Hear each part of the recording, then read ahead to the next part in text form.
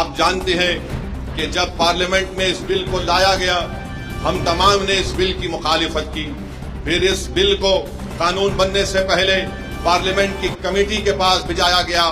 ہم تمام نے کمیٹی میں جتنی میٹنگز ہوئی ان تمام میٹنگ میں اس بات کو بتایا کہ یہ قانون بھارت کے سمویدھان اور آئین کے خلاف ہے.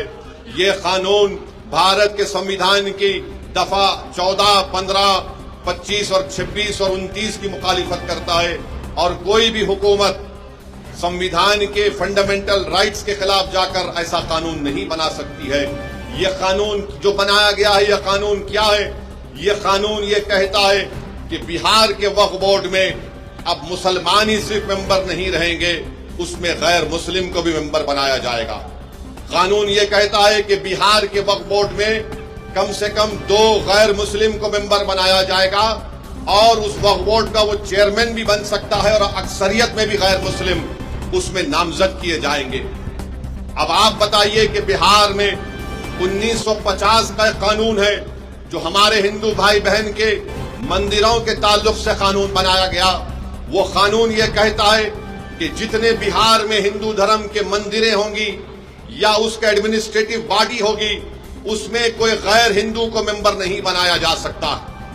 ہم نتیش کمار سے یہ پوچھنا چاہتے ہیں، چراغ پاسوان سے پوچھنا چاہتے ہیں، جب آپ کے پاس بہار میں قانون ہے کہ آپ کے مندر کے باڈیز میں کوئی غیر ہندو ممبر نہیں بن سکتا تو کیسے بہار کے مسلمانوں کے وقف بورڈ میں کسی غیر مسلم کو آپ ممبر بنائیں گے؟ بہار میں بودھ گایا ہے، بودھ گایا میں وہاں پر صرف بودھ مذہب کے اور ہندو دھرم کے ماننے والے ممبر بن سکتے ہیں. تو پھر آپ بہار میں مسلمانوں کے وقف بورڈ میں کیسے آپ کسی غیر مسلم کو بنائیں گے؟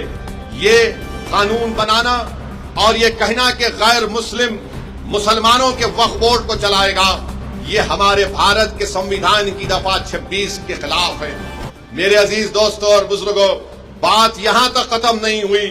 اب قانون یہ بھی کہتا ہے کہ وہی مسلمان اپنی جائیداد کو اللہ کے لیے وقف کر سکتا ہے، وہی کر سکتا ہے جو 5 سال سے مسلمان. آپ بتائیے کون طے کرے گا بہار میں آ کر کہ کیا یہ 5 سال سے مسلمان ہے یا نہیں؟ کیا نتیش کمار سرٹیفکیٹ لکھ کر دیں گے ہم کو؟ کیا چراغ پاسوان سرٹیفکیٹ لکھ کر دیں گے کہ یہ 5 سال سے مسلمان ہے؟ کیا بھارت کے پردھان منتری لکھ کر دیں گے سرٹیفکیٹ یہ 5 سال سے مسلمان ہے؟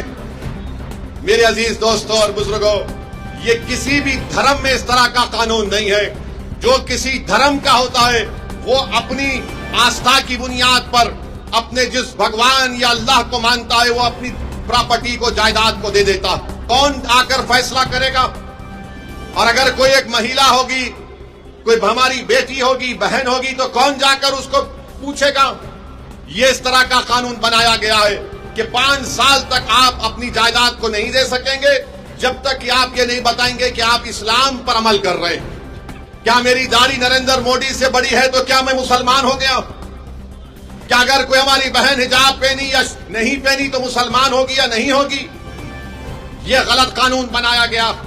تیسرا یہ قانون بنایا گیا، اس قانون میں یہ بنایا گیا کہ اگر جھگڑا گورنمنٹ کی جائیداد میں اور وقف کی جائیداد میں ہوگا تو بہار سرکار اپنے ایک عہدیدار کو نامزد کرے گی اور وہ عہدیدار یہ فیصلہ کرے گا کہ جائیداد سرکار کی ہے یا وقف کی ہے.